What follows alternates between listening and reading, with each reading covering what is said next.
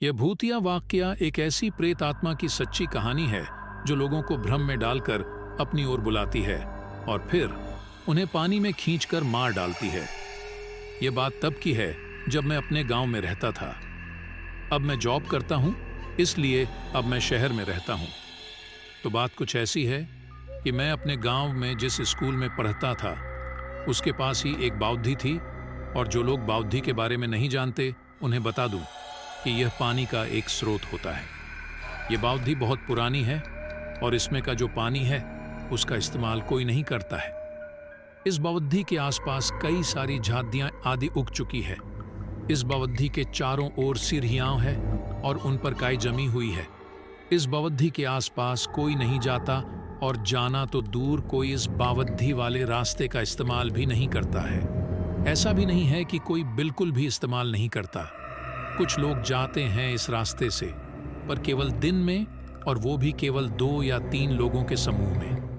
कहते हैं कि इस बावधी के अंदर एक ऐसा भ्रमजाल है जो लोगों को अपने वश में कर लेता है और उन्हें इस बावधी के पानी के अंदर डूबा देता है। और इतना ही नहीं, मरने के बाद उस व्यक्ति की लाश तक नहीं मिलती है।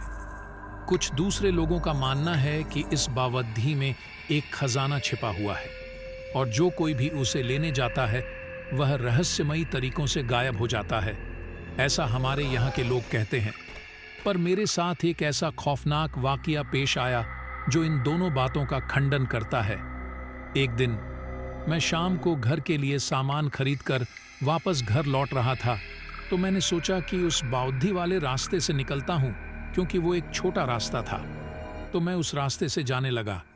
उस समय शाम हो चुकी थी और केवल थोड़ा थोड़ा उजाला था।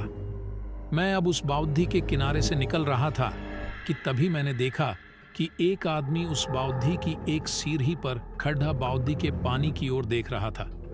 मैं भी चलते चलते उसे ही देख रहा था कि तभी वो मेरी ओर देखने लगा और हंसने लगा। मैं ये देखकर चौंक गया कि यह आदमी उस जगह क्या कर रहा है। कुछ 2 कदम चलने के बाद मैंने देखा कि वो आदमी अपने घुटनों के बल बैठकर बावधी के पानी में किसी को देख रहा था। तभी बावधी के अंदर कुछ हलचल हुई और बावधी से एक भयानक सा दिखने वाला आदमी, जिसके शरीर पर मांस तक नहीं था, केवल हड्डियां थीं, उस आदमी को खींचकर पानी के अंदर ले गया। यह देखकर मैं काफी डर गया और 1 सेकंड के लिए मैंने उस आदमी को बचाने के बारे में भी सोचा, पर दूसरे ही सेकंड में उस जगह से तेजी से भाग गया। मुझे उस आदमी के डूबने से ज्यादा इस बात से डर लग रहा था कि वो खूंखार आदमी कौन था जो उस बावधी के पानी से निकलकर उस आदमी को अंदर खींच ले गया था। जब मैं घर पहुंचा तो मैंने सभी को उस घटना के बारे में बताया। उन्होंने सबसे पहले तो मुझे खूब डांटा और कहा कि किसने तुझे उस रास्ते से आने को कहा था। अरे वो एक प्रेत है और वो लोगों को भ्रम में डालता है और बावधी के अंदर आने के बाद उनको अंदर पानी में ले जाता है और फिर उस आदमी का कभी पता नहीं चलता। आज तो तू उस रास्ते से आ गया, पर आज के बाद भूल कर भी उस रास्ते पर मत चले जाना। उस समय मुझे समझ आया कि वो सब उस प्रेत का धोखा था। अगर मैं उस आदमी को बचाने चला जाता तो फिर वो मुझे अंदर खींच लेता। शायद वो आदमी भी लोगों को शिकार बनाने के लिए उस प्रेत का रचा जाल था। सच में मैं तो वहां से भाग गया था, पर अगर मेरी जगह कोई और होता और वो उस आदमी को बचाने जाता तो सच में वो आदमी तो मारा जाता।